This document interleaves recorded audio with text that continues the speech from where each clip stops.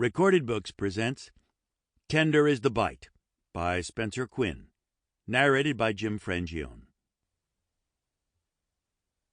Chapter 1.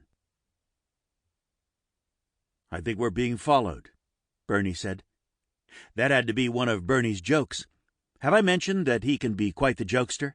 Probably not, since we're just getting started, but who else except Bernie would even think of saying that?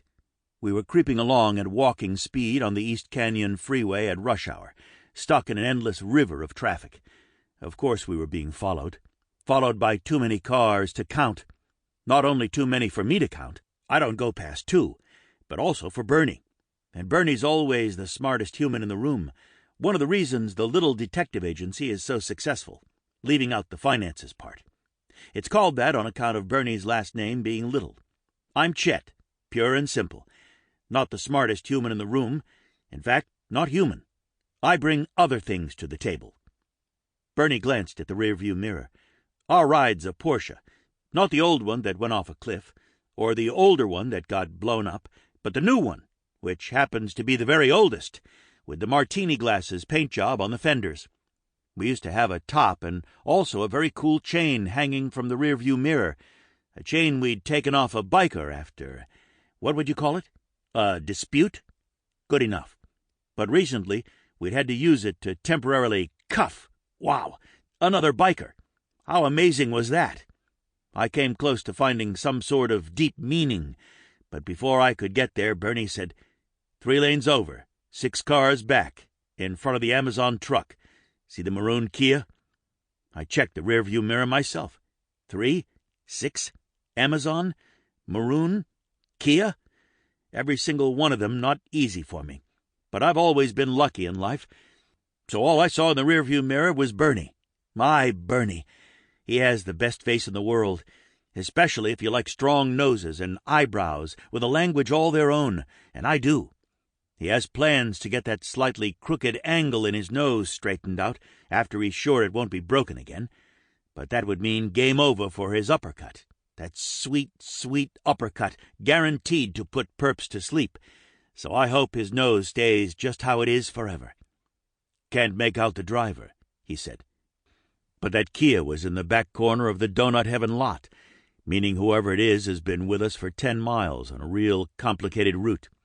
He turned to me and smiled. "Dollars to donuts, Chet." That was a puzzler. Bernie'd had a cruller, and I'd gone with the sausage croissant. Donuts not even mentioned.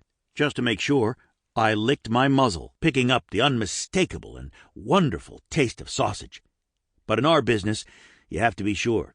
So I did it again and again and again and... "Something the matter, big guy?" "Nothing. We were good." I stopped whatever I'd been doing, sat up straight in the shotgun seat, alert and ready for action. A total pro.